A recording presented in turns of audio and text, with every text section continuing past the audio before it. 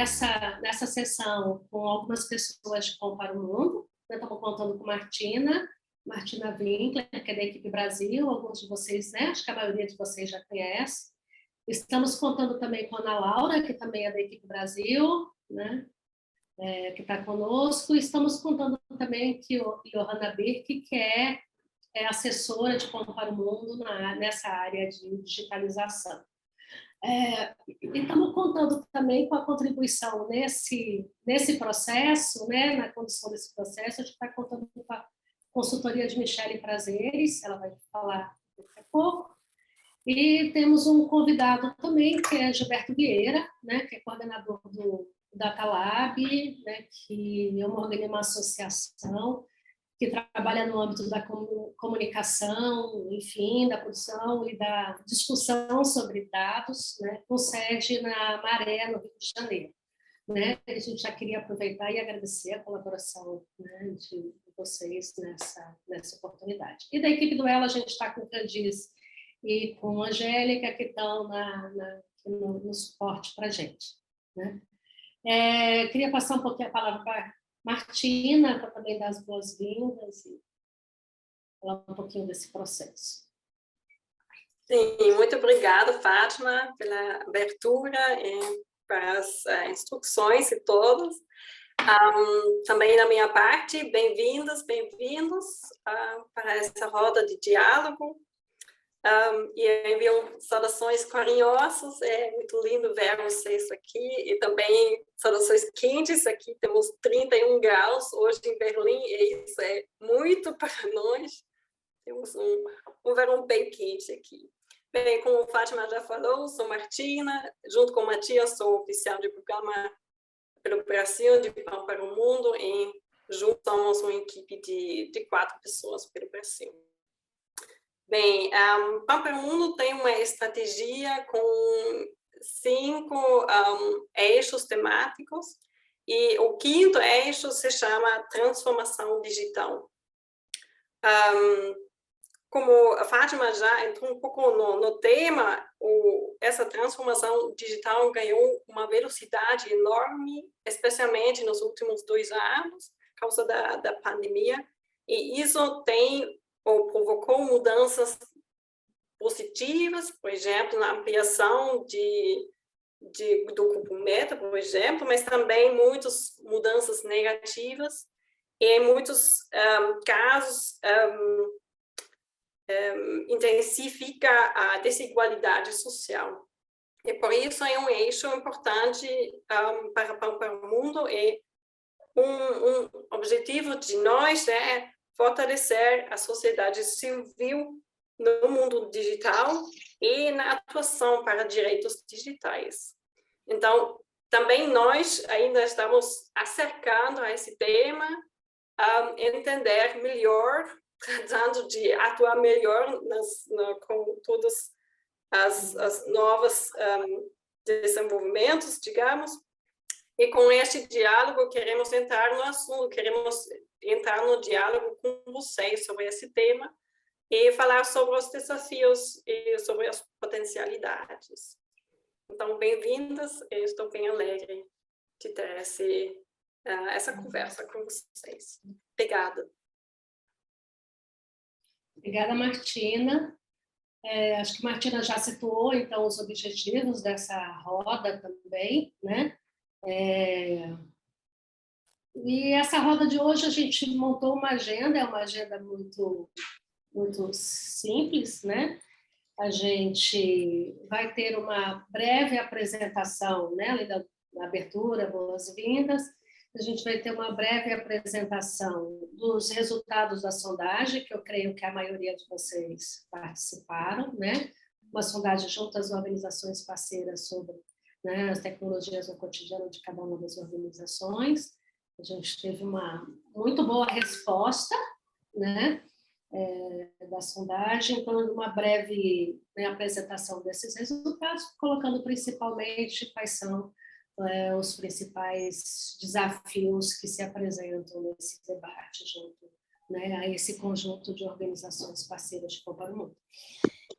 A partir daí, a gente vai ter, né, vai ouvir um pouco o Gilberto Vieira, né? Gilberto vai dialogar conosco a partir da sua experiência, né, de trabalho na área, né? E também dialogando um pouco com as questões e os desafios que aparecem na sondagem, né, que vocês já imagino que leram, porque esse material foi disponibilizado na semana passada, né, junto com o link dessa roda, como subsídio para a reunião, mas também vai dialogar isso a partir da sua experiência.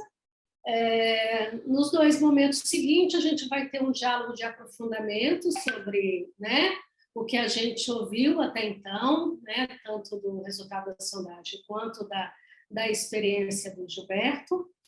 E, na sequência, a gente vai ter um trabalho de grupo, vai ser um cochicho rápido, né? E, na volta do cochicho, a gente abre a plenária para aqui, né, levantar, principalmente, os nossos desafios futuros, né?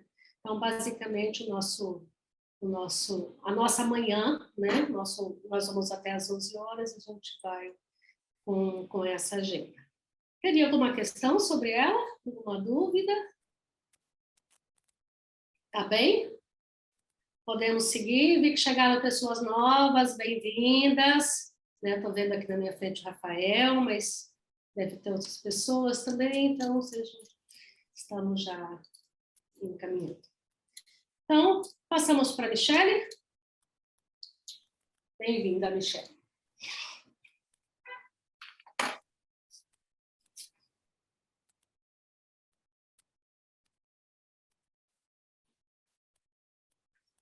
Estava tentando ligar meu microfone aqui, gente, desculpa. Bom dia a todas, todos.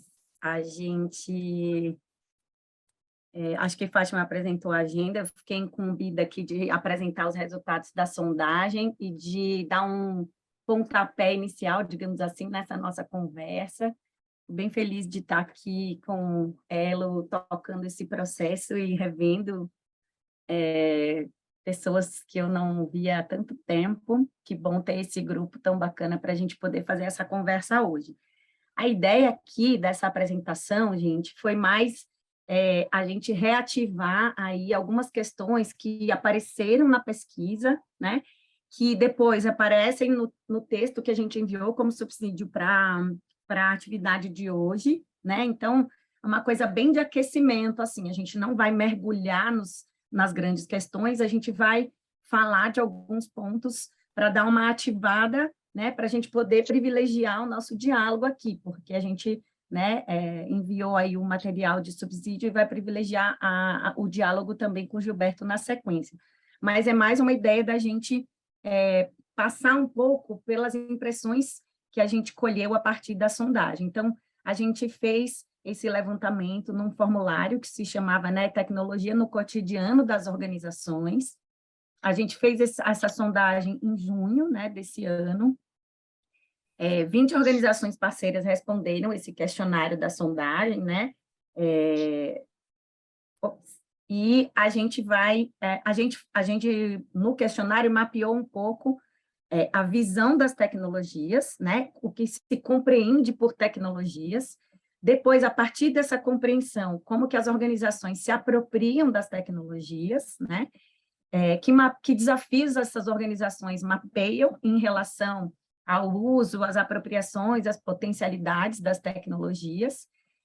E aí a gente vai entrar em todos esses temas agora. Então, em relação à visão das tecnologias, e aí vale dizer que a gente fez uma organização no texto, né, dos principais pontos relacionados ao levantamento brasileiro, mas quando a gente olhou o levantamento feito em América Latina, das organizações brasileiras, a gente percebeu muitas semelhanças, né, muitas convergências. Então, a gente vai repassar por esses pontos e depois sobre alguns pontos do levantamento de América Latina também. Então, como provocação, né, para a gente pensar, o que apareceu no levantamento foi uma visão majoritariamente instrumental e positiva das tecnologias. Então, por um lado, tem uma coisa assim das tecnologias como ferramentas, como instrumentos, e por outro lado, ainda uma visão positiva no sentido de que elas são necessárias, inevitáveis e muito boas para facilitar o cotidiano das organizações. Quando a gente pergunta dos aspectos negativos, aí é que vem as questões que são consideradas, digamos assim, ameaças, né? Antes da gente induzir um pensamento sobre essa, aspas, carga negativa, não vem uma visão espontânea negativa das tecnologias. E aí eu estou falando generalizando, né? Vem uma ou outra, mas no geral a gente tem uma impressão inicial mais instrumental e mais positiva, e quando a gente induz, a gente fala, e aí, quais são os aspectos negativos? Aí vem uma coisa relacionada ao acesso não ser ainda universalizado, as questões relacionadas à segurança, né, da informação e à segurança de dados, a baixa conectividade e ao fato de isso reforçar algumas desigualdades, né? Quando a gente fala das apropriações, são apropriações que vêm nessa pegada, né, instrumental, então vem uma coisa de uso para gestão, uso de softwares, uso de dados, uso de ferramentas da tecnologia para a gestão ou para apoiar a comunicação, né? Então, vem desse jeito bem a tecnologia como ferramenta de uma ação, né? E não necessariamente a tecnologia como uma questão de agenda que vem depois também quando a gente induz, né? A gente também conversou com vocês sobre as lacunas, e aí isso daqui é uma coincidência, né, com o levantamento de América Latina. As principais lacunas apontadas pelas organizações têm a ver com acessibilidade, conectividade, né, que é a qualidade do acesso, especialmente à internet, né, e a esse uso da internet, e as questões relacionadas à atualização, a capacidade que as organizações têm de se atualizar em relação aos equipamentos.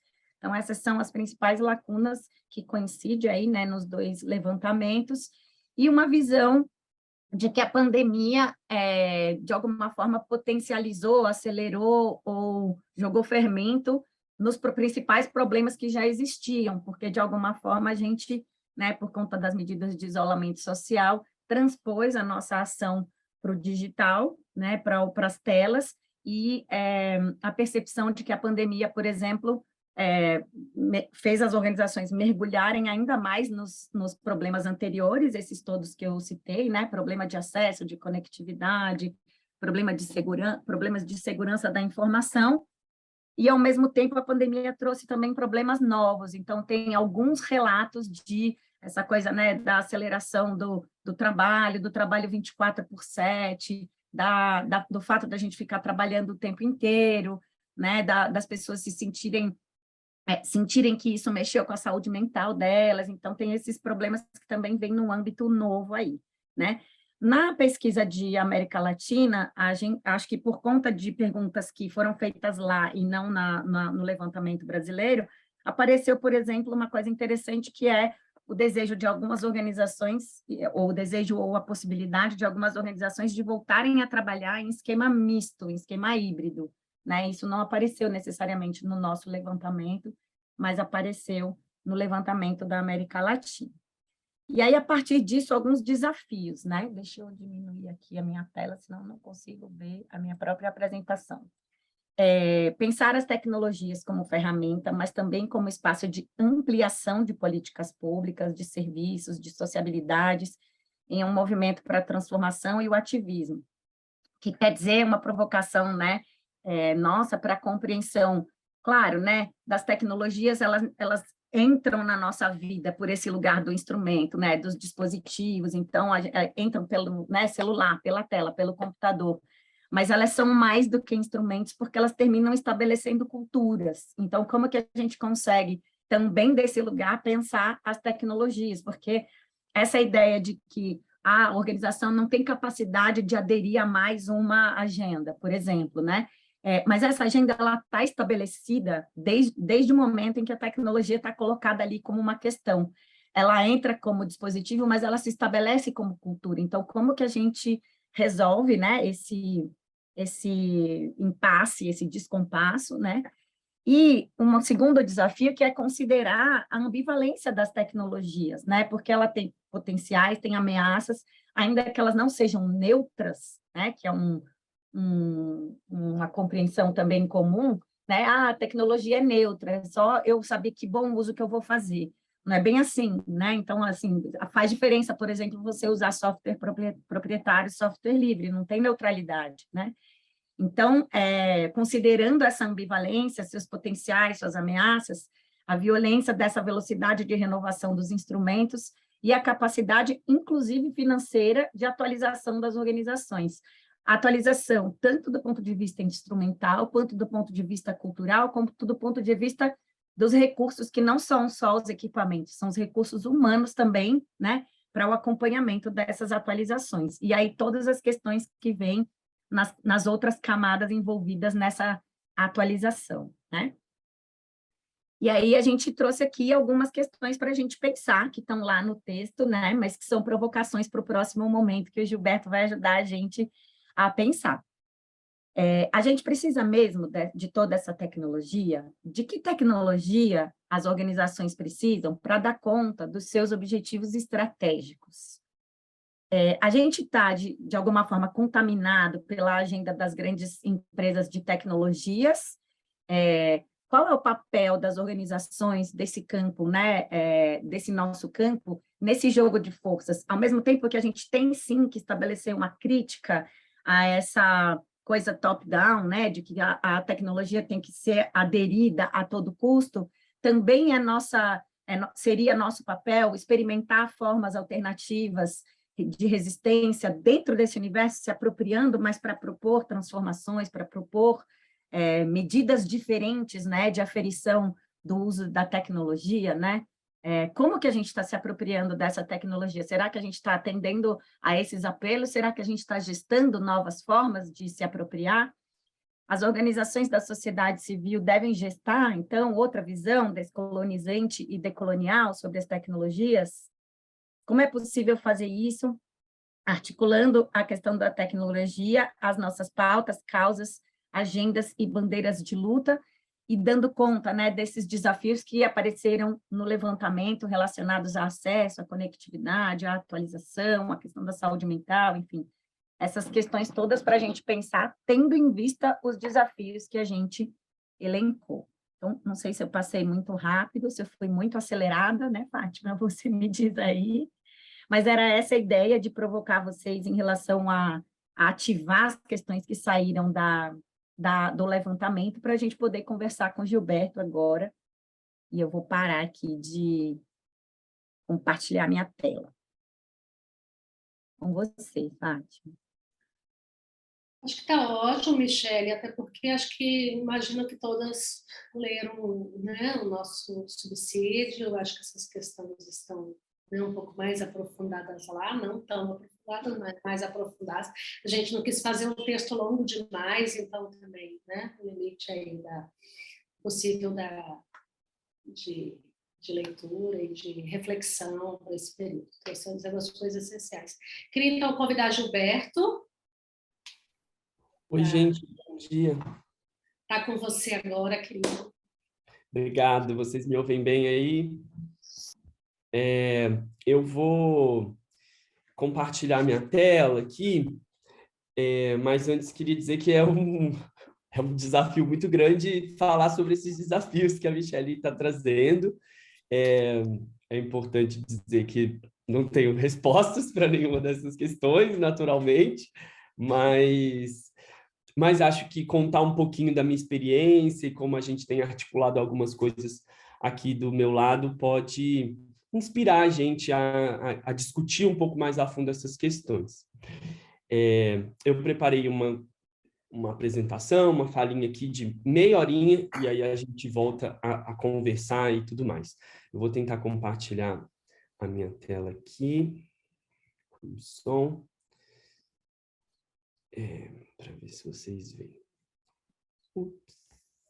Eu preciso de uma senha aqui, só um minutinho.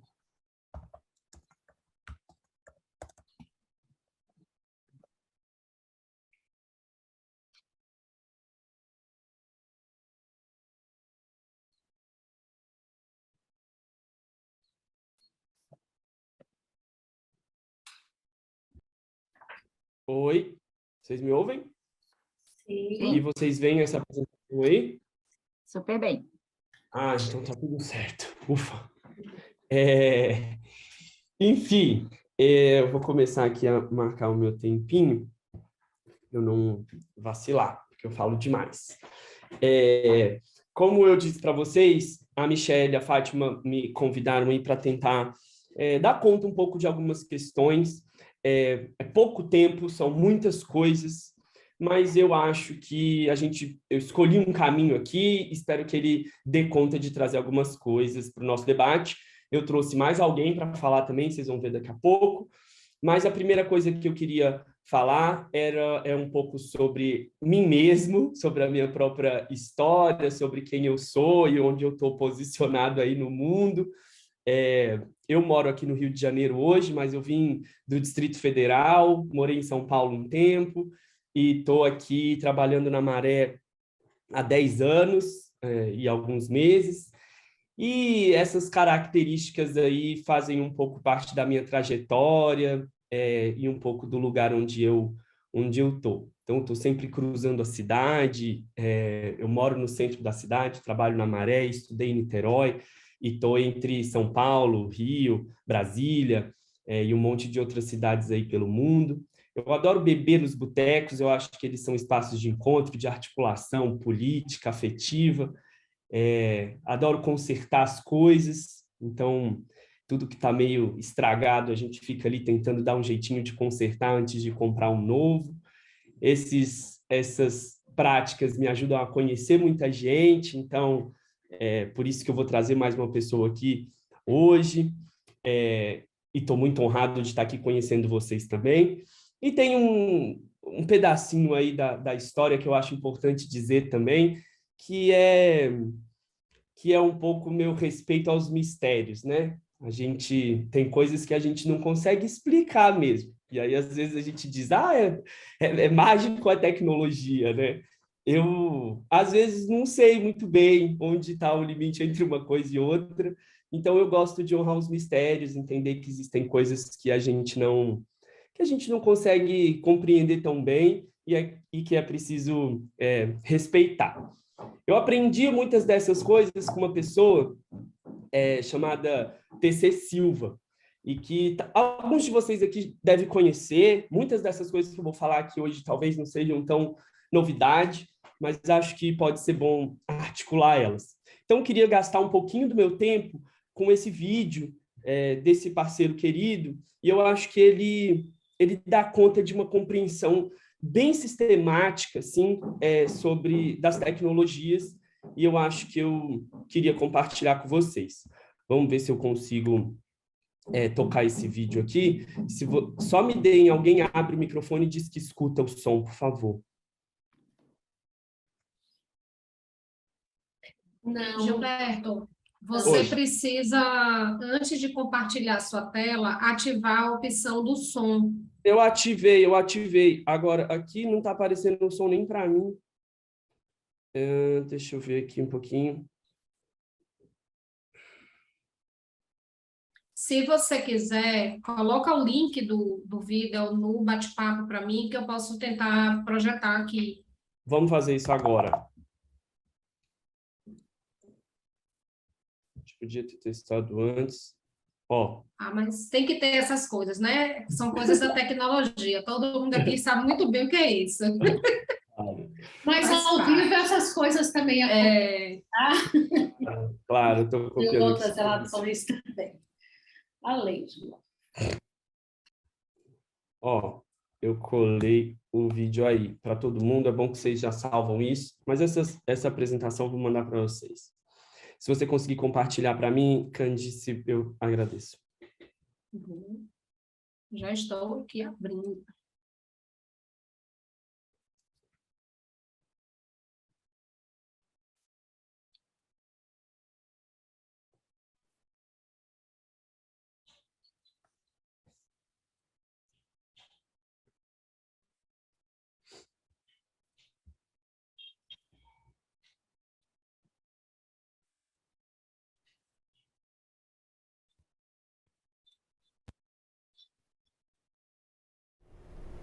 A militância, ela é minha vida. Tá indo assim, Candy. É a melhor parte. Vivo para mim, para nós, entendeu? Eu não posso viver só para mim. E acho que ninguém pode, na verdade. Acho que somos todos militantes. A gente só precisa se reconhecer. Porque a gente vai estar o tempo todo com a necessidade do outro, né? E se eu aprendo isso, então aí a minha caminhada fica mais tranquila, porque eu estou fazendo o que eu reconheço que eu nasci para ser e faço. Como o João de Barro vai construir a casa dele, não precisa ter ninguém dizendo para ele, ele não precisa se declarar militante para fazer a casa dele. Tô voltando pra casa com um pé de baobá. Tô voltando pra casa com um baobá. Eu tô voltando pra casa com um pé de baobá. Tô voltando pra casa com um baobá. Oba, oba, ba. Oba, oba, ba. Oba, oba, ba. Oba, oba, ba, oba. Nada é pra mim, tudo é pra nós. Tô voltando pra casa com um pé de baobá. Tô voltando pra casa com um baobá. Pro Xangô dançar tem um toque específico, é um código, sabe? Para o Xum é outro código, né? E isso é uma tradição milenar, sabe? Então, códigos emitidos, como se fossem os códigos que se usa hoje nas novas tecnologias, entendeu? São combinações binárias, né? 0 e 1. Tum, cá, tum, tum, pá, tum, tá, tum, pá. O som é emitido por muitos quilômetros e as pessoas sabem o que o tambor está dizendo. Oba, oba, ba. Oba, oba, ba. Oba, oba, ba. Oba, oba, ba, oba. E a gente entende comunicação hoje como, sabe assim, entendeu? Um espaço de colonizar a mente das pessoas para afirmar coisas que a gente também não tem certeza para as pessoas, para que as pessoas, né, obedeçam a um comando que a gente está sutilmente transmitindo, né? Todas as emissoras fazem isso. Ela sabe tudo que ela faz para manter as pessoas cativas, né, aos interesses de quem controla essas mídias, entendeu? Que decide a vida das pessoas, os costumes, a eleição, ela define, entendeu? Ela interfere na política porque esses grupos estão ligados, eles têm acordos, eles, sabe, trabalham juntos no sentido de ter controle absoluto sobre o olhar das pessoas, sobre o desejo das pessoas, sobre os sonhos das pessoas, entendeu? E essa colonização, ela é sutil, mas ela é efetiva, porque ela controla todos, né? Você vê o tempo que uma pessoa passa, assim, por exemplo, com o celular na mão, né? Se você perguntar para ela, que importância a Terra tem para você? Ela talvez não saiba dizer. Ela sabe dizer qual a importância dela ficar tantas horas com o celular na mão. Ela vai ter justificativas 1000 para continuar fazendo aquilo. O nosso sofrimento é alimentado por nós também. Porque nós mesmos acreditamos que o sistema está orientando bem quando a gente fala assim, você não precisa plantar porque você vai no mercado e compra, é muito mais fácil. Entendeu? Só que você vai lá no mercado, alimentar uma cadeia de exploração, sabe assim, entendeu? Uma cadeia que gera alimentos transgênicos, sabe? E a gente precisa arrumar dinheiro para ir lá, só vai no mercado se tiver dinheiro, sem dinheiro você não pega um pé de alface. E quando você tem dinheiro, você deixa lá R$2 num pé de alface, que o mercado pagou 10 centavos de alguém que, para poder alimentar essa cadeia de exploração, ele mete produtos químicos para poder produzir, te vende um alimento ruim, a gente ajuda a desperdiçar alimento, porque assim, é um dos países que mais desperdiça alimento. Você percebe assim, a irracionalidade do sistema? E a gente não questiona, e a gente continua fazendo aquilo que o sistema quer. Ele não quer que a gente discuta isso, quer que pegue o dinheiro que tiver no bolso, vai lá no mercado e entrega lá. Você ganha um salário mínimo, e você vai lá e devolve o seu salário mínimo para os mesmos caras que te exploram. Então, quando a gente discute terra, a gente está discutindo território. Quando a gente fala de comunicação, A gente está falando também de sentidos, sabe? E isso a gente tem que reaprender, se a gente quiser, de fato, fazer um mundo mais do nosso jeito. Senão a gente só reproduz a mesma lógica do que está aí, com a mesma estética, vocês estão me entendendo? Porque essa câmera que está me gravando, ela tem a mesma qualidade da câmera que vai gravar a menina que vai tirar a roupa para vender cerveja, ou carro, qualquer coisa. Entendeu? Então a gente acredita que a apropriação ela é necessária, sabe? Mas a compreensão do sentido ela é muito mais necessária. Tô voltando pra casa com um pé de baobá. Tô voltando pra casa com um baobá. Eu tô voltando pra casa com um pé de baobá. Tô voltando pra casa com um baobá. A comunicação africana ela tinha poderes porque ela também gera o trânsito, ela bota a gente para navegar em outros sentidos, transcende, que te tira do teu lugar e te bota em comunhão com o universo. E a pessoa sabe por que dança, sabe por que toca, entendeu? Sabe, aquilo faz sentido, eles têm um sentido, eles obedecem a uma cultura, a uma tradição, sabe, que é de respeitar o outro, de comunicar ao outro o sentimento que está rolando aqui, sabe, a necessidade que temos aqui, coletivamente, que temos que cuidar. E aí a gente está desconectado disso, né? A gente se desconectou da nossa humanidade, e então o que é valor para a nossa humanidade a gente não reconhece mais. Oba, oba, ba, oba, oba, ba, oba, oba, ba, oba, oba, ba, oba. O tambor é a coisa que me identifica, né, como sujeito e como conduta, como filosofia de vida, como visão de mundo. Tecer tambor é como eu costumo ser chamado, porque em toda a minha história sempre teve um tambor junto, né? E isso aí é o reconhecimento da africanidade que eu carrego comigo. Bom, o baobá é um símbolo para a gente também porque ele, através do tempo, ele preserva a memória, porque assim, sabe, ele é considerado, né, sagrado, né, porque ele consegue milhares de tempo, né? E ele traduz, assim, inclusive assim, a própria memória da humanidade, né? Porque acho que quando a humanidade surgiu na Terra, os baobás já estavam ali, né? Então ele é um símbolo super importante para a gente, é uma árvore que ela carrega todos os tempos, ela carrega todas as memórias, entendeu? Ela é reconhecida em todo o continente africano, onde ela existe, ela é cultuada, ela é respeitada. Ninguém derruba um baobá porque precisa fazer lenha, entendeu?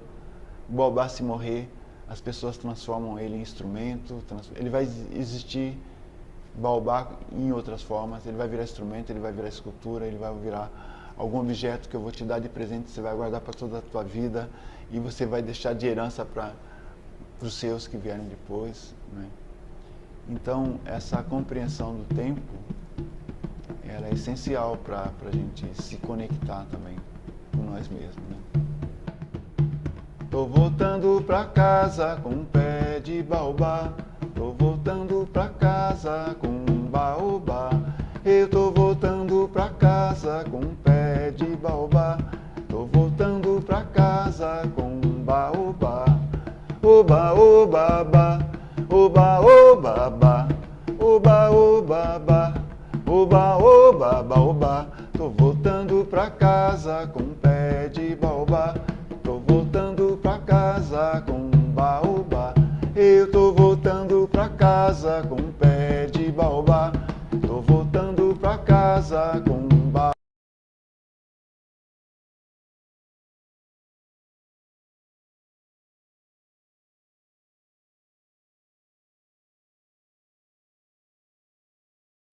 Oi, gente, desculpa, eu já estava aqui falando.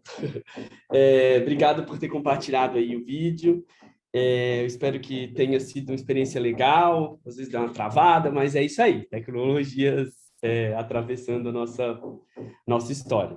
Eu conheci o TC há um tempo e uma das coisas que eu achei mais interessantes aí desse vídeo, de conversar com ele, de conviver um pouco com ele, ele toca uma casa de cultura chamada Tainã, que fica em Campinas, mas eu acho que é entender que é preciso disputar, além das ferramentas, como ele diz, né, os conceitos, as ideias, e isso vai precisar ser feito não só na internet, mas no mundo físico, no encontro, na Terra. E essa disputa, ela é histórica, né? Não tem jeito. A gente sabe disso. Esse texto é um texto que está ali em outras palavras, que eu acho super interessante, super didático. Esse autor, chama Michael Kwet, ele faz uma analogia muito, até, assim, simplória, mas muito interessante, entre as estruturas do colonialismo clássico e as estruturas sociais que a gente tem vivido hoje. Então, só para a gente relembrar, porque isso parece ser um papo que a gente está cansado de ouvir, mas às vezes eu acho que é importante relembrar. Ele diz assim, que nesse colonialismo clássico, os europeus se apoderaram de terras estrangeiras e colonizaram elas. Instalaram infraestrutura como fortes militares, portos marítimos, ferrovias, utilizaram de embarcações para penetração econômica e conquista militar. Construíram maquinaria pesada, exploraram a mão de obra para extrair matéria-prima. Beleza? Ergueram panópticos para os funcionários da polícia, organizaram os engenheiros para uma exploração econômica avançada, tipo químicos para exportação de minerais e tal, desviaram conhecimento indígena para o processo de fabricação, embarcaram matéria-prima de volta para os seus países de origem para produzir bens manufaturados, minaram os mercados do sul global com produtos manufaturados baratos e perpetuaram a dependência de povos e nações do sul numa divisão global desigual do trabalho. Além disso, expandiram dominação diplomática, militar e de mercado, tendo como alvo o lucro e a pilhagem. Isso a gente já sabe. O que ele faz daí é uma comparação, como eu falei, um pouco simplória, de outros elementos do contemporâneo. Então, ele diz, as veias abertas, né, do Eduardo Galeano, como a gente conhece, são as veias digitais que cruzam os oceanos, conectando um ecossistema de tecnologia que pertence e é controlado por um punhado de corporações cujas sedes ficam principalmente nos Estados Unidos. A gente está falando dessas grandes big techs, que são as maiores empresas hoje do mundo inteiro. Esse maquinário pesado de antigamente são hoje essas fazendas de servidores de nuvem dominados pela Amazon, Microsoft, usada para armazenar, agrupar e processar esses dados, esses big data, proliferando como bases militares para o Império dos Estados Unidos. Os engenheiros, como antigamente, hoje são exércitos corporativos de programadores de elite. Os trabalhos explorados são as pessoas que extraem os minerais no Congo, na América Latina, os exércitos de mão de obra barata tomando nota de dados de inteligência artificial na China e na África, e os trabalhadores asiáticos que sofrem de transtorno pós-traumático por limpar conteúdo perturbador das plataformas das mídias sociais. Essas plataformas e centros de espionagem, como existiam antes, são os panópticos, e os dados são as matérias-primas processadas por serviço baseado em inteligência artificial. Quem é a gente nesse jogo? Se está dado, se é certo que a gente está vivendo, então, um novo colonialismo, uma nova colonialidade, que lugar que a gente vai assumir nessa estrutura? Eu acho que essa é uma pergunta que está muito parecida com uma daquelas que a Michelle trouxe ali atrás. No ano passado, uma organização que trabalha com tecnologia, direitos digitais, que é Artigo 19, lançou um relatório com o nome de Infodemia. É como se a gente estivesse vivendo no meio daquela pandemia científica, mas também política, de saúde pública e de crise socioambiental, sociopolítica global. A gente ainda veio acoplada de uma crise de comunicação, uma crise de informação, né? Que é o que a gente está vivendo hoje. A gente está se preparando, acho que todo mundo aqui está se preparando para uma campanha de política bem mais complexa ainda do que foi a outra, onde talvez a informação e a verdade estejam em disputa, né? É claro que quando a gente olha para essa comparação colonial, a gente também está falando de como a verdade foi construída nos nossos corpos, nas nossas cabeças antigamente, mas a disputa sobre a verdade está cada vez mais acirrada, né? E a gente precisa assumir lugares, como sociedade civil, talvez, né? Esse é um outro videozinho que tem 1 minuto. Vamos ver se vocês...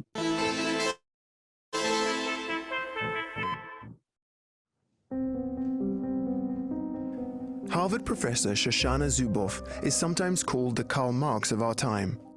Her monumental book, The Age of Surveillance Capitalism, exposed the dubious mechanisms of our digital economy. According to Zuboff, our personal and private experiences have been hijacked by Silicon Valley and used as the raw material for extremely profitable digital products. The term surveillance capitalism is not an arbitrary term. Why surveillance? Because it must be operations that are engineered as undetectable, indecipherable, cloaked in rhetoric that aims to misdirect, obfuscate, and just downright bamboozle all of us, all the time. Bom, é um trechinho desse documentário que eu acho que vale muito a pena ver, onde essa pesquisadora, tá bom que aí no documentário, perdoem aí a comparação com o Karl Marx, mas é uma pesquisadora muito interessante que trouxe para a baila esse debate sobre capitalismo de vigilância, e sobre o lugar político global em que a gente se encontra hoje, que já não tem mais como fugir. Bom, eu não vim aqui também falar só de caos e da catástrofe que a gente está vivendo, né? Mas eu achei importante tentar dar conta desse contexto de forma resumida, sintética, para que a gente consiga entender... Opa, só um minutinho. Que os dados estão em disputa. Por que não está... Só um minutinho. Vocês conseguem ver a tela cheia?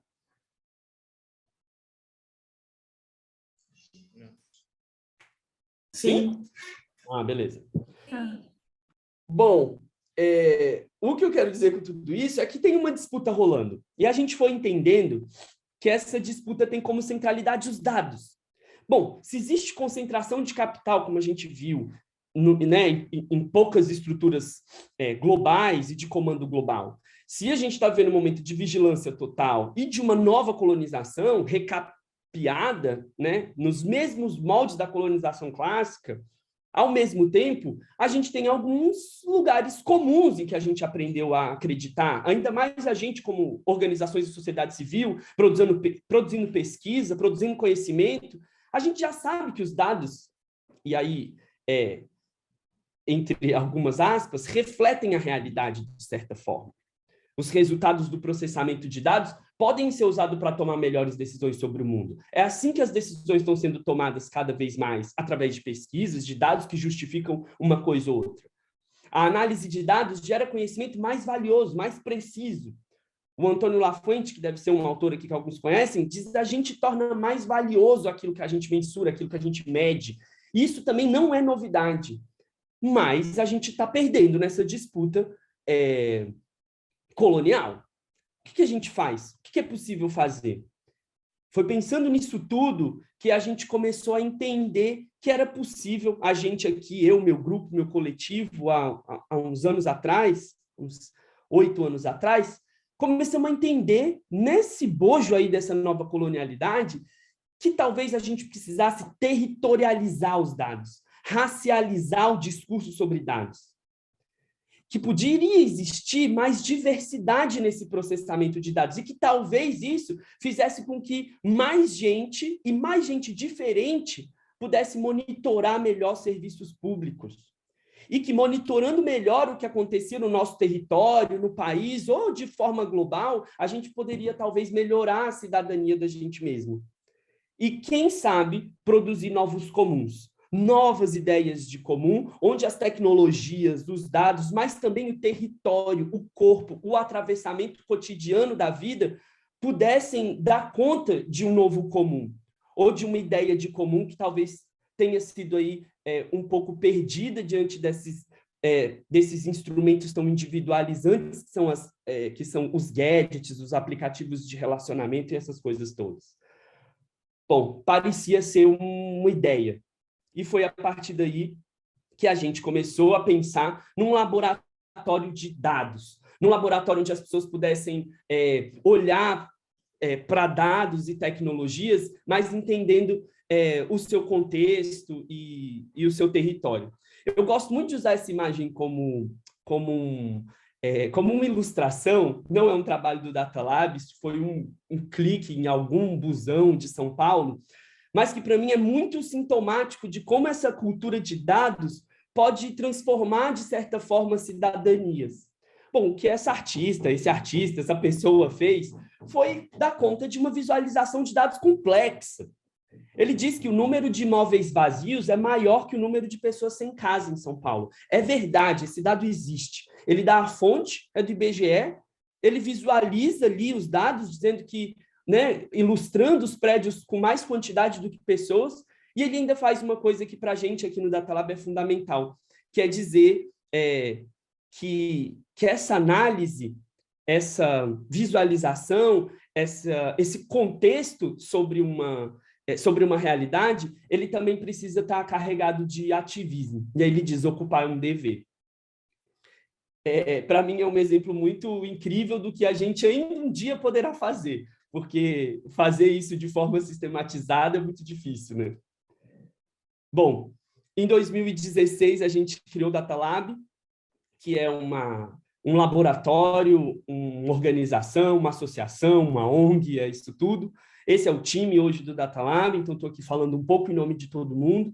A gente trabalha com 4 frentes, com produção de conteúdo, jornalismo, com formações, educação, para tecnologia, para análise de dados, para comunicação também, com pesquisa e geração cidadã de dados a partir de metodologias mais experimentais e mais abertas, e também tentando dar conta de que esse trabalho todo gere política pública, gere incidência pública e política de alguma forma.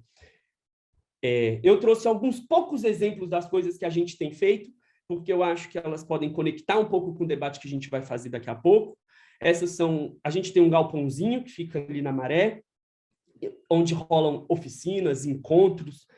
Então, a gente está o tempo inteiro conectado com o corpo, com o território. Vou falar um pouquinho sobre isso. Esse é um dos projetos que eu queria muito mostrar para vocês, chama Cocosap. O Cocosap é um instrumento, é um programa de mapeamento, mobilização e incidência para o saneamento básico. É um número de WhatsApp onde moradores da Maré, especificamente, podem denunciar violações de direito sanitário. Eu estou falando de esgoto a céu aberto, de bolsões de lixo, de falta d'água. A gente está construindo uma base de dados nova, porque os dados oficiais não dão conta da realidade da favela. Eles não condizem com a realidade. E isso acontece por conta de uma série de questões, que envolvem metodologia de pesquisa, que envolvem a diversidade de quem está produzindo os dados na ponta, enfim, várias questões. A gente está tentando, então, nos conectar com esses institutos de pesquisa, com esses tomadores de decisão, assessores, vereadores, deputados, gestores públicos, empresas que cuidam dessas questões, para dizer, olha, a gente tem aqui um tanto de dados sobre o nosso território e as coisas não estão funcionando bem. As políticas estão sendo tomadas a partir de uma base de dados que não condiz com a realidade que a gente está vivendo. É um trabalho de mobilização muito grande, de educação ambiental, de jornalismo, de produção de conteúdo, de articulação, enfim, é um programa. A gente, quando pensou em fazer o Cocosap, a gente diz, bom, a gente precisa criar um aplicativo novo. E aí foi rápida a decisão de dizer, cara, vamos usar o WhatsApp mesmo. É do Facebook, dessa grande corporação que está colonizando cada vez mais nossas estruturas? Sim, é dessa corporação. Mas, ao mesmo tempo, a gente precisa dar um jeito de disputar ela, e é assim que a gente vai fazer. Essa daqui é uma pesquisa que a gente acabou de fazer, também dando conta de usar as estruturas da internet para conseguir dar conta de uma nova possibilidade de narrativa. A gente identificou, junto com uma organização parceira de São Paulo, que talvez alguns de vocês aqui conheçam, que se chama IDDD, que é o Instituto de Defesa do Direito de Defesa. E a gente entendeu que não existiam dados sobre abordagem policial no Brasil. A gente, então, fez uma campanha na internet, convidou umas personalidades, tipo a Tereza Cristina, eu coloquei esse exemplo aí, porque ela fez um post, a gente mandou uma camiseta para casa dela, pedindo para que as pessoas respondessem um questionário que a gente formulou a partir de grupos focais, a partir de trocas de metodologias com institutos de pesquisa mais formais, e a gente chegou num instrumento de pesquisa, colocou ele na internet e pediu para que as pessoas respondessem esse questionário. A gente enviou essa camiseta para alguns influenciadores, e aí, por exemplo, a Tereza Cristina fez um post e tem 38 mil curtidas. Isso foi muito impressionante para a gente. A pesquisa foi respondida, o questionário foi respondido por mais ou menos 2.000 pessoas, e a gente hoje conseguiu dar conta de dados que não existiam antes sobre racismo e abordagem policial. Tem podcast e tem um relatório rodando aí na internet que eu acho que seria muito legal se a gente pudesse olhar depois.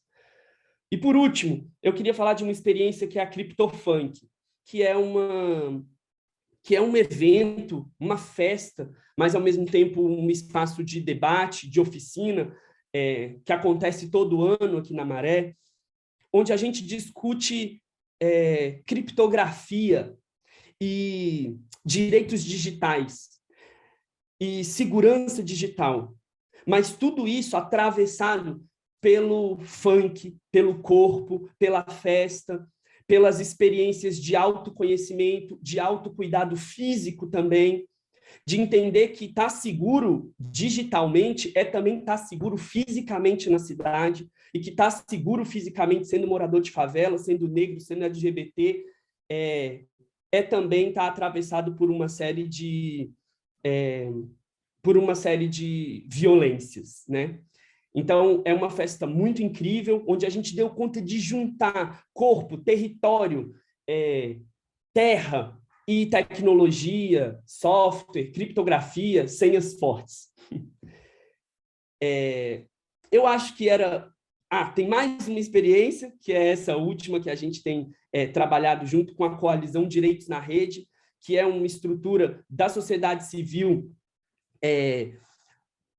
que concentra algumas organizações que trabalham com direitos digitais.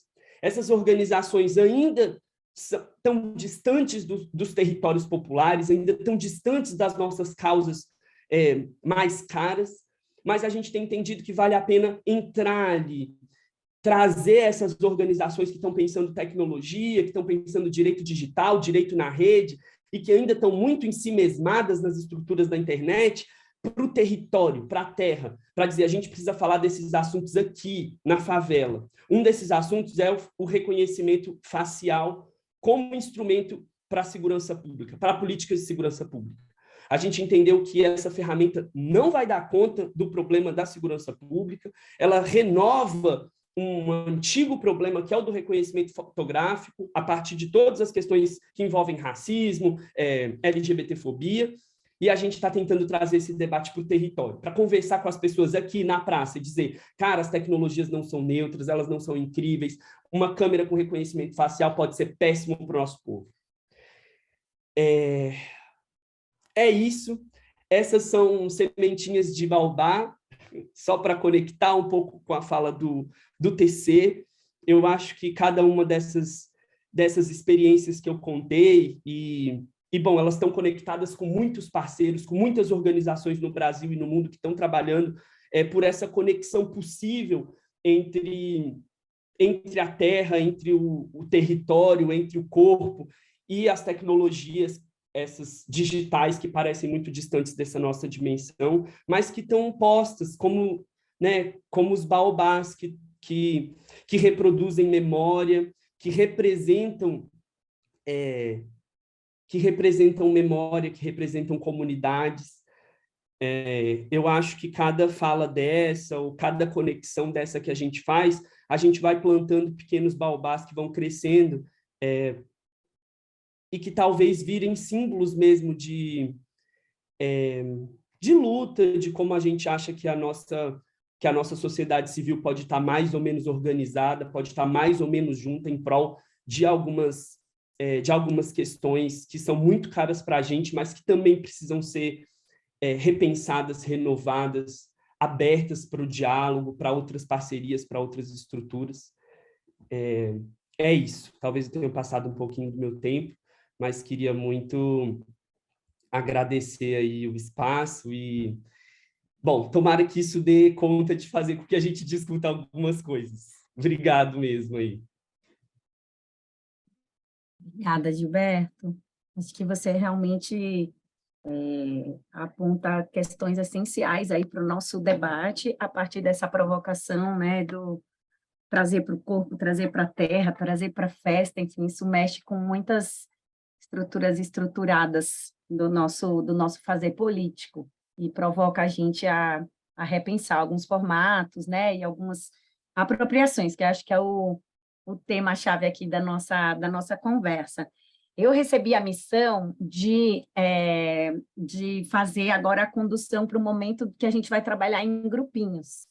A gente entende que tudo isso que a gente trouxe deve estar fervilhando aí para vocês quererem comentar e tal, mas a gente achou que por conta do nosso tempo fazia mais sentido distribuir essa atividade agora para vocês poderem fazer esses comentários nos grupinhos e depois elegerem aí um representante de cada grupo que vai trazer para a nossa plenária as questões que vocês conversaram no grupo. Acho que tem um tempinho, né? Temos 10 minutos para vocês fazerem, sei lá, trocarem impressões, mas a ideia é a gente fazer um alinhavo mesmo, não é a gente ficar nas impressões, é a gente compartilhar as impressões para falar, e agora? Para onde a gente vai? Um pouco essa provocação que o Gilberto fez e que a gente tinha feito anteriormente a partir das impressões da pesquisa, que é qual que é o papel das nossas organizações diante disso, né? Estamos trabalhando para reforçar algumas coisas relacionadas a esse universo da tecnologia, para combater algumas desigualdades, a gente tem que pensar em alguns desafios de transformação interna e de compreensão também, né? Então, é uma coisa de pensar uma reflexão a partir dos resultados, mas para onde a gente quer ir, né? Que desafios estão colocados, que possibilidades estão colocadas. Então, essa é um pouco a orientação para o trabalho nos grupinhos. Vocês vão trabalhar em grupinhos de 3 pessoas. A gente fez pequenininho para poder render aí esse papo no tempo que a gente tem. Quando a Candice quando der o horário, a Candice vai trazer a gente de volta aqui, né, Candice, para o nosso grupão. Então, é legal vocês se organizarem no tempo para todo mundo conseguir falar e a gente conseguir voltar no horário proposto com alguma formulação, com uma pessoa aí para o grupo. A gente vai ter, se eu não me engano, na volta, 30 minutos. Então, a gente vai também fazer falas ali de, sei lá, 3 minutinhos, na hora que a gente voltar aqui para a plenária. Tudo bem? É isso, né, Fátima? Podemos sair para os grupos? Então, bora. A Candice vai mandar aí nós. A gente tem 13 grupos, gente. Achei simbólico. Ó. Meninas, por gentileza, repete para mim que tem uma obra do lado de casa, eu estou no intervalo do barulho, eu não entendi a pergunta dos grupinhos. A gente, Maria Fê, a gente vai conversar das impressões do que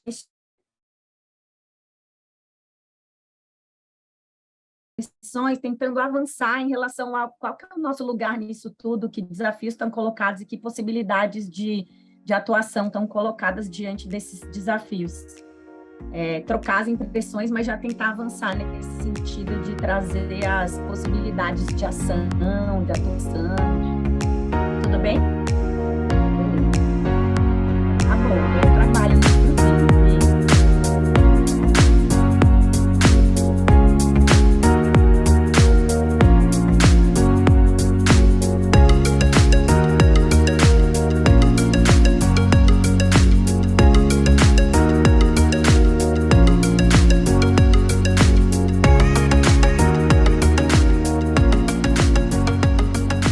agora a gente tem uma missão, que é a gente pensou em ir até às 10h50 conversando sobre o que se falou nos grupos. E aí, como a gente tem esse desafio gigante, a gente pensou em ir num espiral assim de acúmulo, né? Alguém fala, se alguém quiser pode colocar a reação no chat, se alguém quiser pode reagir com mãozinha ou coraçãozinho, para a gente ir vendo que o debate está acumulando.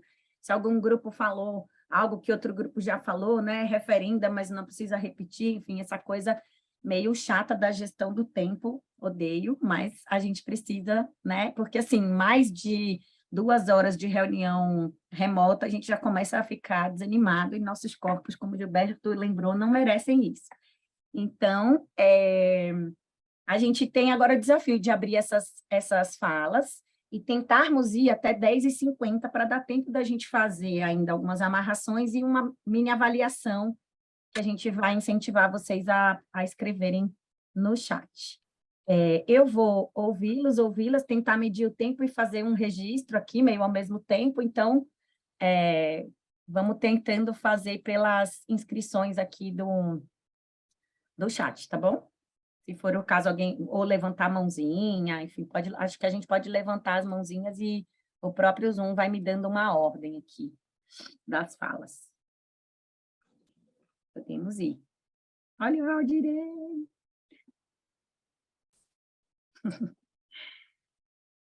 Acho que podemos ir. Eu não tenho ninguém com... Tem o Rafael e depois a Nath, com as mãozinhas levantadas. Pode ir lá, Rafa. Oi, gente, prazer. Quem não conheço, excelente dia para quem a gente já se conhece há tempos. Espero que eu esteja falando em voz audível, que às vezes eu começo a falar baixo demais. Tentar falar em 1 minuto. Nosso grupo, estávamos Júlia e Rostelli do Capa Sul, Capa FLD, e eu de Coinonide. Ficou desconfiado que puseram os ecumênicos juntos de propósito, mas pode ter sido pura aleatoriedade. Só para apontar, assim, nós reforçamos coisas que estavam na síntese, sobre segurança digital, etc., nossa preocupação. Colocamos no horizonte, assim, desafios para frente, um pouco desafiados pela fala do Gilberto, essa coisa de dados. Olhemos para o próprio grupo Data Lab. Ele é um time grande para organizar dados. Então, a gente não tem muita saída como organizações se a nossa agenda de enfrentamento for dados da sociedade civil, nos diversos campos e termos, etc., que a gente tem, se cada organização tentar resolver isso por si só. A gente precisa construir processos de conexão em rede, vários data labs que servem para a gente entre si. E vou terminando, porque eu lembrei a existência e fundação do IBASE, está aqui representado pelo Ataíde, etc. Como é que essa coisa de buscar o alternativo da fala sobre a sociedade, isso já tem mais de 40 anos, né? Várias organizações fizeram isso, fazem. Nós fizemos. Recentemente dei um exemplo, fizemos uma pesquisa no Rio de Janeiro sobre, e foi usando tudo que era possível, o Zap, etc., etc., sobre vacinação em quilombos, 52 comunidades. Mas isso a gente só consegue fazer com retratos de tempo em tempo. Ter isso de forma continuada e com potência é bem difícil. A gente não faz em rede, é bem complexo. Então, acho que essa é não sei se a Júlia e se a Michelle tem alguma coisa mais aí para ajudar. A gente não combinou.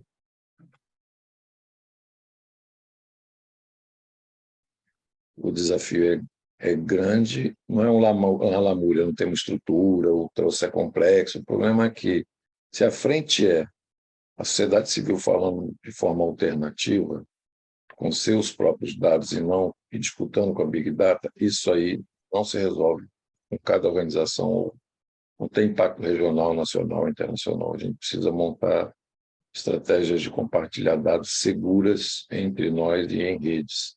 Isso é bastante difícil ainda, não tem uma solução. Tem várias pequenas soluções temáticas ou várias grandes soluções temáticas, em alguns casos. Clima, ambiente, em geral, tem vários focos onde isso é aglutinado. Mas é isso. Então, o que a gente mais tem capacidade de tirar retrato temporário quando a gente precisa de dados. de forma continuada, bem complexo. Perfeito. Obrigada, Rafael. Tenho a Nath do INESC, depois a Marcela, depois a Thaís, o Sandro, a Daniela e o Fernando. Nath. Bom dia a todas, todas e todos. No meu grupo estava o Ronilson da CPT e a Ana Laura da PPM, e a gente discutiu duas dimensões, uma que é interna, né, as organizações, e outra externa. Interna é a nossa segurança, né? Várias das nossas organizações do nosso campo foram hackeadas recentemente e perderam muitas das suas informações, da sua história, então, põe em marcha, né, sistemas de proteção dessas informações.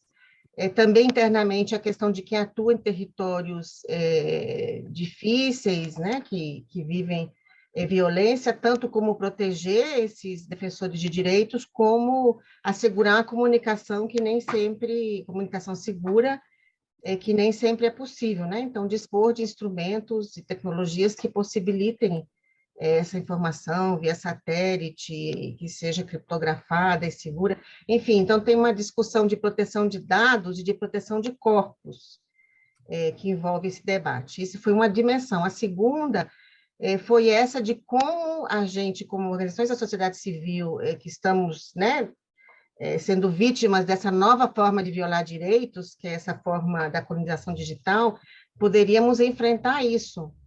E pôr a nosso serviço as vantagens das big data, né? Como é que a gente poderia passar mensagens para a sociedade que tem a ver com nossas agendas? Talvez aí a gente deveria, para começar, fazer ou hackathons ou debates entre nós, que somos defensores de direitos e desenvolvedores. Enfim, a gente tem que começar por algum lugar, mas não chegamos a aprofundar muito como. É isso. Obrigada, Nath. E a Marcela, a Thaís, depois o Sandro. Bom dia, turma. Marcela da SESI. No meu trio, Thalita, Neuza, FLD. A gente ficou refletindo sobre vários daqueles pontos, né, que foram provocados, inclusive sobre a questão da pandemia, como é que a gente faz com esse acúmulo que teve nesse movimento, né? Acúmulo tecnológico, acúmulo intelectual, com a volta aí do híbrido e presencial, para a gente também não descartar, né, esse todo conhecimento. Falamos também desse desafio de uma turma que a cabeça pensa onde pés pisam, trabalha com comunidades tradicionais, na maioria das vezes, e como é que a gente cria espaço que não seja excludente, né, ainda que seja dentro da era digital, como que nossas organizações também ainda de forma criativa e engajada para atuar dentro dos direitos digitais, já que a maioria aqui não trabalha. Trouxe a experiência da SESI, a gente recente lançou um edital de direitos digitais, essa perspectiva mesmo assim de se opondo à exclusão digital, a desigualdade digital, como é que a gente permite, né, a partir do nosso programático, que os grupos, as organizações, movimentos possam estar nesse espaço de tomada de decisão, de participação, agora também nessa rede, né, nessa web. Então, ficamos aí trazendo como é que a gente acumula para essa equipe, mas também como é que a gente expressa isso, a gente atua. É isso. Meninas, se quiser complementar, fique à vontade. Obrigada, Marcela. Tem a Thaís, agora do INESC, depois o Sandro, a Daniela, o Fernando, e depois o Júlio e a Thaís. Oi, gente, bom dia. O meu trio foi eu, a Thaís, que é do INESC também, minha xará que trabalha comigo, e o Evanildo da FASE. E a gente chegou no consenso, foi muito pouco tempo, né? A gente queria conversar mais coisas. A gente chegou no consenso que o acesso à tecnologia hoje ele é um direito, e não é assim que acontece, né? Não é democrático o acesso que as pessoas têm à internet. E acaba que hoje é um lugar que as pessoas estão. Então, tem que existir um direito de existir e ser uma pessoa no campo virtual, né? E aí, uma coisa que o Evanildo falou que fez sentido, porque às vezes acontece uma angústia de que a gente está ficando para trás, assim, né? A gente ainda está entendendo como ter segurança dentro da nossa instituição, o que é esse mundo todo da internet. Parece que a outra galera está lá na frente já, né? Então, uma coisa que a gente ficou pensando é que talvez faça sentido a gente pegar um tempo, debruçar e pensar assim, vamos traduzir os nossos desafios e possibilidades e colocar eles numa escala. E aí a gente definiu 3, assim, a gente tem os nossos processos internos institucionais, depois a gente tem os nossos processos de como que isso muda na vida das pessoas, como que a internet impacta nós mesmos das instituições e as pessoas com quem a gente trabalha. E em terceiro lugar, que aí a gente já estaria maduro o suficiente para pensar numa mudança de contexto, de lutar pelo acesso à internet como um direito, de nos fortalecer no campo político. Então, muita coisa às vezes causa uma angústia, né? Talvez debruçar e pensar em etapas poderia acalmar nosso coração. E a relação de forças, ela é desigual, né? E a gente não consegue, de uma vez, chegar e alcançar todo mundo. Então, acho que uma coisa que vale a pena também é contar vitória, assim, com nossas pequenas coisas que a gente consegue fazer. Com a pandemia, a gente começou a fazer muitas formações no INESC de forma virtual. E a galera não tinha internet. Então, a gente conseguiu pegar uma grana dos projetos e fazer recarga de celular para poder continuar acontecendo. Isso já foi uma coisa que, no momento, a gente podia fazer e facilitar na inserção da galera no mundo digital, né? Então, é pensar nisso, sabe? A Thaís falou uma coisa muito legal, que é assim, pequenas revoluções são capazes de transformar o mundo. E essas pequenas revoluções, inclusive, elas precisam que junto tenha um processo educativo. A gente tem que pensar como que a gente lida com a tecnologia, de forma educativa mesmo. Por que não, então, talvez, nas nossas formações, inserir um pedacinho que a gente converse sobre o que é a tecnologia, como usá-la como ferramenta para transformação, poder também formar multiplicadores da tecnologia democrática, né? Acho que pode ser um caminho. É isso, bom dia. Obrigada, Thaís. Agora o Sandro, depois a Daniela, o Fernando e a Júlia e a Thaís. Valeu, bom dia a todos, todas, todos. Aqui alguns pontos já foram colocados, mas a gente começou fazendo uma lembrança também desse processo de terra e território na perspectiva dos povos indígenas, que também trabalhou isso, uma dinâmica digital, no demarcar as telas, né? Então, também isso. No processo da democratização, a gente se deu conta e trabalhou muito que ainda há muita exclusão. Mesmo quem está no grupo era a Ana Paula do INESC, eu e o Marco Aurélio do CESEP. E aí a Ana Paula também também comentou essa situação do pagar crédito para participação, e mesmo assim a gente constatou que houve situações que mesmo pagando crédito, a participação era limitada porque a conexão não era boa, ou porque não tinha conexão em determinados espaços, o pessoal tinha que se deslocar para chegar tão... Então, esse acesso ele não é tão democrático assim, porque tem muitas zonas de exclusão também para acessar essa dinâmica toda do processo, do acesso à tecnologia. E a gente também refletiu um pouco como furar bolhas, porque ainda a gente tem muitas bolhas e a gente está dentro de uma bolha também nesses processos, então é um desafio muito grande dentro dessa situação ainda. Tá? Então, no geral, foi isso aí. Valeu. Legal. Obrigada, Sandro. Agora tem a Daniela, depois Fernando, depois a Júlia e a Thaís. Oi, pessoal. Bom dia de novo para todo mundo. Então, no nosso trio era formado por mim, pela Marluí, pela Camila, nós somos da mesma organização, FLD Comincapa, então a gente conseguiu conversar coisas específicas também sobre os desafios e o que a gente vem sentindo. E a gente falou muito sobre a questão do uso das ferramentas, né?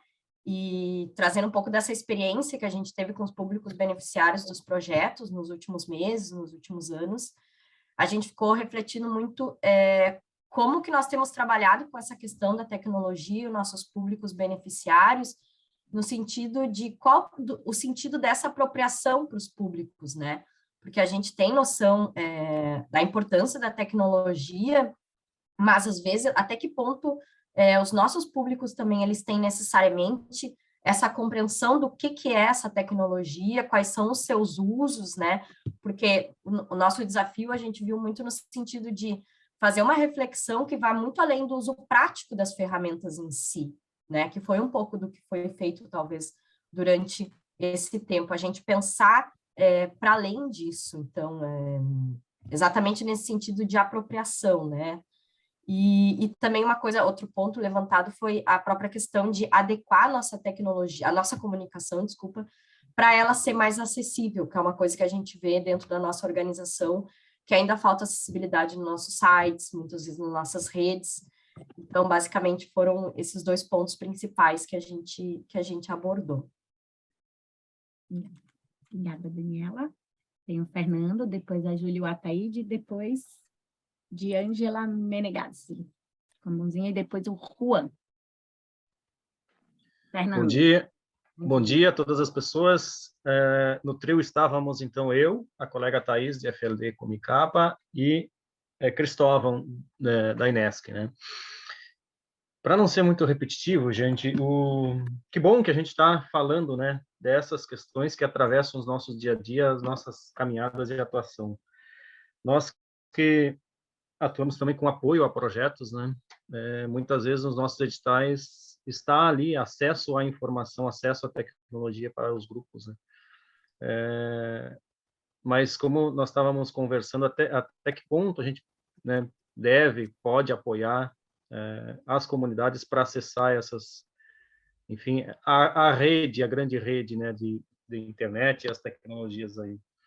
Vinculando com o que o Rafael traz, né, da coinonia, a importância durante a pandemia, né, saber que as comunidades estavam acessando as vacinas. É importante, né? É importante, é necessário, é a forma com que a informação está chegando, com que os conhecimentos a gente acessa, né, muito rapidamente, mas, por outro lado, os perigos, né? Hoje, no campo aí das comunidades tradicionais, posso citar aqui 2 plataformas, né, a nível de Brasil aí, que estão coletando dados das comunidades tradicionais, que é aquela plataforma Tô no Mapa, né, voltada aí para as comunidades quilombolas em especial, e outras comunidades tradicionais como um todo, e a plataforma Territórios Vivos, né.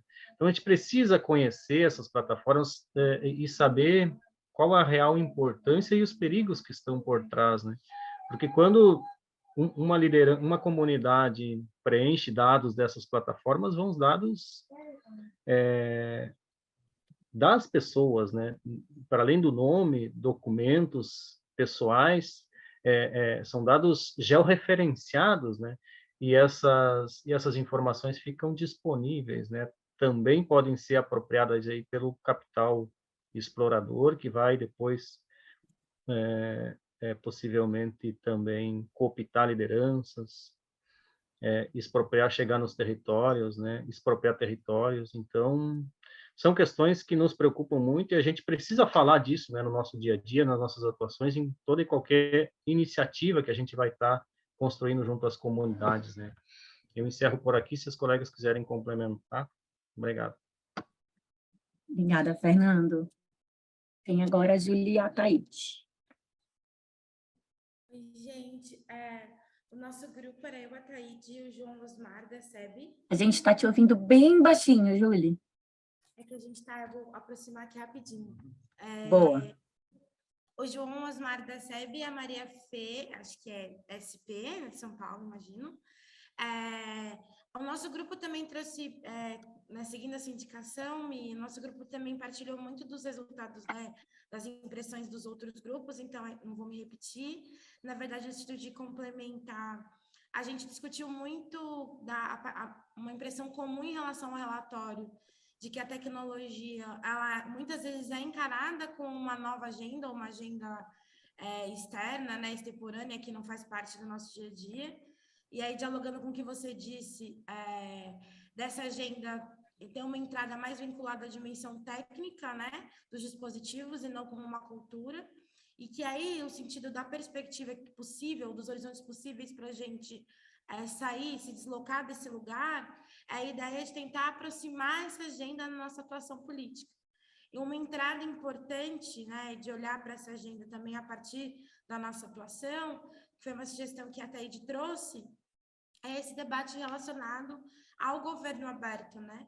Em que basicamente a gente está discutindo gestão democrática, a gente está discutindo participação política, né, monitoramento e construção coletiva de políticas públicas, que pensa essa dimensão do ciberespaço e das suas mediações específicas para pensar governo, para pensar Estado. Então, a gente tem expertise, tem acúmulo nisso, né? Enfim, a gente contribuiu decisivamente para estruturar o modo como a gente se organiza hoje, e pensar em como a gente faz isso nesse contexto seria uma entrada interessante.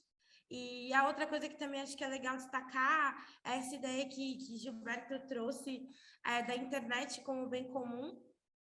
e como isso também está vinculado a todo um novo panorama regulatório que está em curso, e aí a gente parte do Marco Civil da Internet, tem a própria LGPD, que boa parte das nossas organizações está lidando nesse momento, tem também todo, né, enfim, uma discussão sobre inteligência artificial, que aí localiza bem esse debate sobre justiça racial e tecnologia, que também é parte da atuação das nossas organizações, que, enfim, seriam possibilidades de acompanhamento, monitoramento, implementação, possibilidades importantes de incidência, uma vez que acaba impactando, né, nessa perspectiva de que direitos humanos são indivisíveis e indissociáveis, acaba atravessando impreterivelmente, não tem como, as nossas ações nas outras dimensões também. Então, é transversal e altera significativamente a nossa atuação política, mesmo nas agendas que a gente já está habituado a caminhar.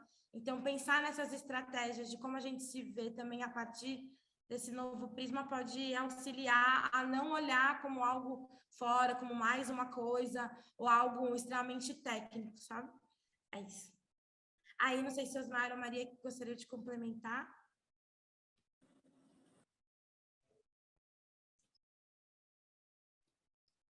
Alguém quer complementar? É isso? Não entendi. Foi isso. Então tá, pessoal, a gente tem a Diângela e depois o Juan. Bom dia, pessoal. Falo também a partir da FLD e estava no grupo com o Bruno da SPTA e o Valdirei da Ação Educativa. A gente não conseguiu avançar muito no grupo na perspectiva de ações, mas a partir das falas que foram colocadas agora e muito também do que o Rafael falou lá no início, de uma ação coletiva, e do que a Júlia trouxe agora, né, da incidência política com relação às políticas públicas de comunicação, eu gostaria de reforçar muito que talvez a gente pudesse, uma perspectiva, né, de ação conjunta, coletiva, são as nossas organizações se inserirem, talvez, num processo aí de incidência política para um novo governo, ou, né, a partir de hoje já, o que a gente vai incidir politicamente nas políticas públicas de comunicação, a exemplo do que a gente já tinha começado, né, lá nos anos 2000, a partir de 2003, quando ocorreram as conferências de comunicação lá em 2009, né, e que muito se acumulou coletivamente, assim, de propostas, e foi, inclusive, elaborado, né, um projeto de lei da mídia democrática, enfim, acredito que muitos de nós aqui também estivemos, né, acompanhando esse processo, enfim, e de como a gente recupera aquilo que a gente já falou lá, né, uma década atrás e tal, e atualiza hoje para a questão das big. Ainda falava muito do monopólio da comunicação em nível nacional, de como a gente colocava no nacional. Hoje a gente está falando de transnacionais do mundo inteiro, né, que ocupam aqui as nossas e ditam, né, a forma da gente agir. Então, eu acho bem interessante a Júlia ter trazido, né, essa coisa do Marco Civil da Internet e de outras políticas públicas que a gente pode pensar e agir coletivamente no sentido de uma incidência coletiva política para as políticas públicas de comunicação. Obrigada, Diângela. Tem o Juan agora e acho que depois a gente conclui. Então, bom dia, pessoal. Eu sou o Juan, eu faço parte do CEBI e a minha dupla foi a Ludmila, que é da CPT. E a Ludmila reforçou bastante na nossa conversa a questão de que não existem espaços vazios. Então, a gente vê pelas nossas instituições, e eu acho interessante quando alguém diz assim, vocês do campo progressista. Se a gente vê o que se chama de campo conservador, eles são muito mais progressistas que nós. Inclusive, quando eu olho o perfil das pessoas que trabalham comigo, a gente tem uma forma de ser que é muito institucionalizada, a gente pensa muito, e aí a gente vê esses outros grupos que foram ocupando esses espaços que a gente deixou em aberto. Aí foi a colocação da Ludmila de que não existe espaço vazio. E a gente vai, através dessa nossa forma de ver, considerando que as pessoas não têm acesso. E até um desligamento do campo progressista em relação à realidade. Não é a maioria das pesquisas, dos jornalistas falando que agora, por exemplo, esse auxílio do governo federal não traria grandes diferenças em 2 meses. Já na primeira pesquisa a gente viu a diferença. Então, o que se chamaria de campo progressista está muito desligado da base.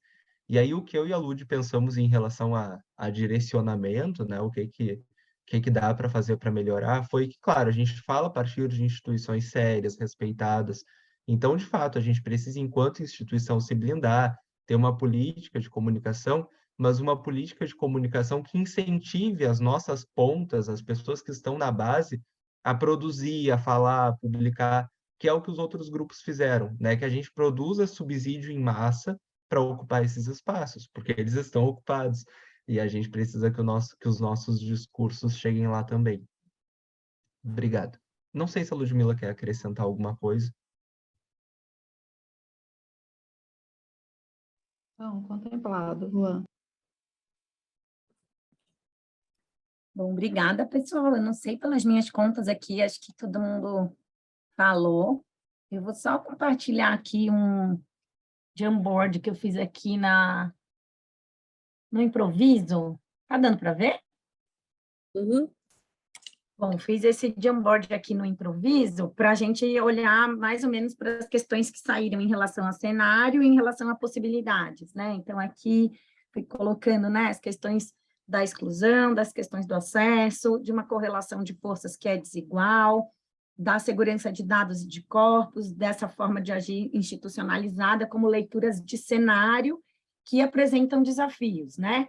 Aí, como desafios, essa coisa de aproveitar um eventual acúmulo que a pandemia trouxe e avaliar os riscos, né, e os riscos que estão envolvidos, né, em relação à segurança da geração de dados. E aí eu entendi que é mais essa coisa dos dados da instituição e dos dados das nossas bases, né? Ao mesmo tempo, aparecem como possibilidades a aproximação da tecnologia, aproximar tecnologia da agenda por uma chave de gestão democrática, de participação política, comunicar com acessibilidade. Junto com isso, vem uma pergunta, né? É mesmo nosso papel apoiar acesso e gerar dados alternativos? E aí tem essa questão de incentivar as bases a produzir e a publicar. Então, tem um debate aqui a ser feito, né? É arriscado, é inseguro, ao mesmo tempo a gente acha que a gente tem que incentivar, mas é nosso papel mesmo. Que papel é esse? Como fazer, cuidando, né, dessas questões de exclusão, acesso, e ao mesmo tempo cuidando de ocupar esses espaços que nos parecem tão importantes. Tem a questão da formação para as transformações, de um agir em rede, entendendo os direitos digitais, a internet como bem comum, para promover aí micro-revoluções, promover e celebrar micro-revoluções, também incidir em políticas públicas. Então, não sei se faz sentido para todos, mas todos, mas foi uma tentativa de síntese aqui, uma síntese bem breve, né, levando em conta tudo isso que a gente conversou. Eu não sei se Fátima e Gilberto gostariam de comentar, que eu acho que, especialmente em relação às provocações, né, que Gilberto fez, a gente teve alguns comentários, ou se a gente está ok e a gente pode, a partir dessa tentativa de síntese acelerada aqui, avaliar e tal, mas acho que Fátima, Gilberto, Martina, se vocês quiserem tecer algum comentário. Não comentário. Um síntese bem bom, não sei como você fez isso ao mesmo tempo moderado, bem impressionante. Eu acho que temos aqui muitos aspectos bem importantes, como a segurança de dados, a apropriação com os públicos. Eu acho que isso também é um aspecto que temos que refletir. E, sim, acho que temos agora muitos insumos para pensar como seguir com esse tema e com esse processo. Muito obrigada a todos vocês. Obrigada, Martina. Realmente, achei que foi bem rico nosso saldo aqui. Fátima, você quer comentar? Gilberto? Acho que também a síntese, acho que traz as questões centrais, e aí acho que, lembrando o que a Thaís disse, a gente tem aí um movimento, a Thaís Vivas, né? quando ela falou do grupo dela, que os desafios eles se dão em 3 âmbitos aí, né? Do acesso da gente, das nossas organizações, aí também refletir internamente, aí que passa pelo processo de formação, que você também traz para a síntese aqui, e a ação, né?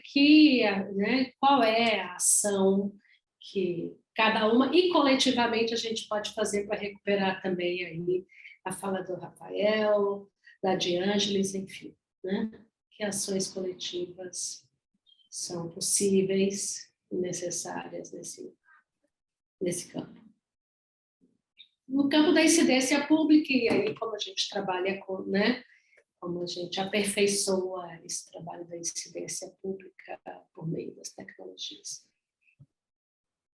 Acho que é isso. Perfeito. Obrigada, Fátima. Não sei se o Gilberto quer comentar, quer falar alguma coisa a partir do que veio dos grupos, Gilberto? Eu acho que foi ótimo o que veio do debate. Eu acho que tem uma coisa que é muito importante para a gente ir acumulando, que é uma disposição, né? Existe uma disposição de fato em dar conta desses desafios. Eles não estão dados, eles não são certos, mas existe um desafio de fazer isso. E achei que nas falas todas tinha uma dimensão de coletividade que a gente já vem acumulando a partir do jeito que a gente mesmo trabalha, né, nos nossos contextos, mas que eu acho que passou por alguma questão aí há alguns anos, e eu acho que a gente está entendendo que é preciso retomar essa força de articulação, de fato, de muitos organismos, de muitas organizações diferentes, de muitos espectros da nossa própria luta, das nossas próprias bolhas, para conseguir efetivamente criar estruturas que impactem no futuro das comunidades onde a gente está envolvido, né? Então, eu acho que tem uma dimensão coletiva posta e uma necessidade de transformar essa disposição de ação das nossas organizações em forças coletivas, de fato, que articulem outras organizações, as nossas comunidades, corporações, se for o caso, governos, para dar conta de transformações efetivas aí, e que disputem esse espaço vazio que não existe, né? Como o nosso colega falou. Boa. Achei bem bom. Muito legal isso que você comenta, Gilberto, de como que a gente transforma essa disposição de ação em uma disposição coletiva, porque foi bem forte, né? Você chegou com a provocação do coletivo, né? Trazendo aquele vídeo e tal, e as falas reforçaram bastante esse aspecto, né? De talvez incidência, ação em rede, ação coletiva, bem legal, provocação bacana. Podemos fazer uma avaliação rápida pelo chat? Fátima, não sei se você quer contar como que vocês costumam fazer isso, a partir de que aspectos as pessoas podem postar no chat a partir de que provocação, avaliação da atividade. Acho que a gente a gente poderia recuperar um pouquinho o que Martina disse no início, quais eram os nossos objetivos em relação a esse processo, né, que culmina com essa oficina, né, que a gente trabalhou um mapeamento de informações, enfim, né, das zonas de atuação das organizações neste campo.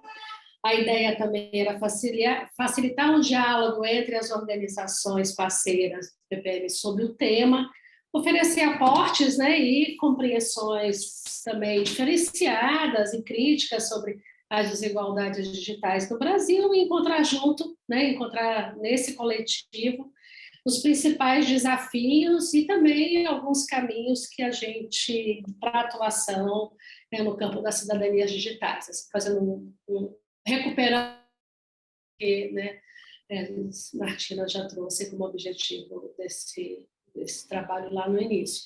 Então, acho que a avaliação ela podia girar em torno, né, do atendimento ou não desses objetivos. A gente sabe da limitação do tempo, né? Então, a gente queria abrir também para umas 3, 4 pessoas que quisessem falar aqui, né? Compartilhar aqui na tela com todo mundo e também assim pedir a contribuição de vocês, inclusive com sugestões no chat, né? Também que a gente possa no bate-papo estar recolhendo também avaliações e sugestões. A gente pode fazer pelo chat e 3 pessoas que quiserem abrir, enquanto as pessoas vão escrevendo. Acho que a Júlia e o Ataíde já estão com a mãozinha levantada, podem falar. E as pessoas podem ir postando no chat por enquanto. Obrigado, gente. Não, eu acho que foi uma atividade muito interessante, me acendeu várias ideias aqui, e eu queria deixar uma reflexão, uma pergunta, na verdade, que eu estou pensando nela aqui agora o tempo todo, e como é que a gente constrói isso, né? É fato que a internet se pretende ser algo livre, ela nasceu livre, a gente defende uma internet livre, mas ela é pública, ela está cumprindo um papel público, ela está sendo capaz de mobilizar e de defender, né? Quando a gente fala de direitos na internet, o que a gente está falando exatamente? Como é que a gente realiza isso se ela não tem esse espírito público? E aí o Gilberto falou coisas que eu achei muito interessantes, né? Que mesmo que você tenha comunidades envolvidas, desenvolvendo, sendo capazes de mexer com ferramentas, etc., se você não tem um sentido público naquilo, até onde essa liberdade ela funciona como algo que transforma, né? Então, eu queria deixar isso um pouco para a gente refletir e pensar um pouco, porque eu acho que o caminho para frente é um pouco pensar nisso. Obrigada, Taíde.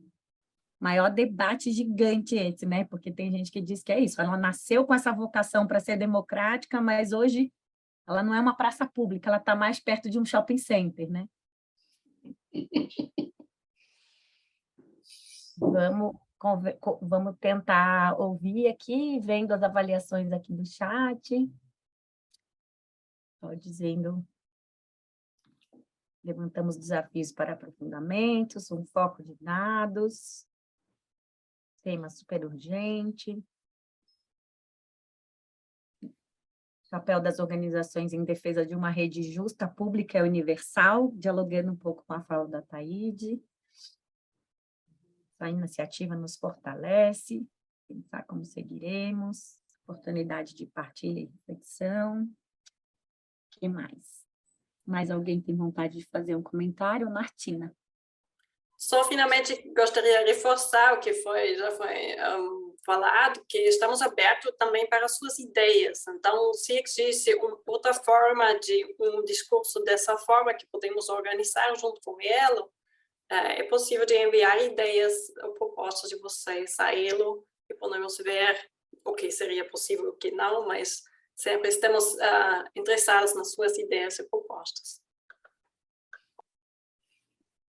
Fantástico, Martina, obrigada. Uma roda de conversa necessária, ferramentas, consequências na busca pela realização dele. Agradecendo e dando parabéns. Ludmila, Fatinho, Evanilda, Maria Fernanda. Fátima, não sei se você quer fazer um encerramento. A gente já pode, então. Ninguém mais. Obrigada pelas contribuições, acho que estão vindo muitas contribuições aqui pelo chat, né? Acho que a gente continua em diálogo também, acho que tanto com a equipe de Pão para o Mundo, né? Não só as pessoas aqui presentes, mas as demais pessoas da equipe Brasil, e a gente também no Elo continua à disposição para seguir facilitando esse diálogo, que é o nosso papel, né? E agradecer a presença de todos vocês, acho que muito bom rever, né? E ver todas vocês aqui. Agradecer também Gilberto, acho que, né, pela excelente contribuição, assim, pela excelente parceria na construção desse momento também de Gilberto e Michele e Martina, né? A gente trabalhou no conjunto das organizações e pessoas na construção desse processo, né? Acho que a gente tem um desafio gigante aí pela frente, né? De transformar esses desafios e talvez superá-los e transformá-los em ação. Não sei se mais alguém gostaria de Não, falar. queria agradecer também, Fátima, dizer que a gente está coletando aqui as avaliações que estão vindo no chat, que elas, Candice me falou que elas ficam salvas, então a gente vai colocar no nosso super registro, e a Angélica provocou aqui a gente a fazer um print aqui da tela, uma foto, o famoso bater um retrato. Vamos lá, gente, todo mundo poderia abrir a câmera, Kira pedir. Um momento. Depois a Angélica vai colocar nas redes sociais do Elo, vocês podem ir lá e curtir, tá? A nossa nota. Um segundo, que são 2 telas. 2 vezes. Pronto, obrigada. Obrigada, gente. Acho que é isso, né? Foi um ótimo dia de trabalho, uma ótima manhã de trabalho. Seguimos. Muito obrigada a todos vocês. Até a próxima. Abraço. Tchau, um abraço. Tchau, tchau. Abraço. Tchau.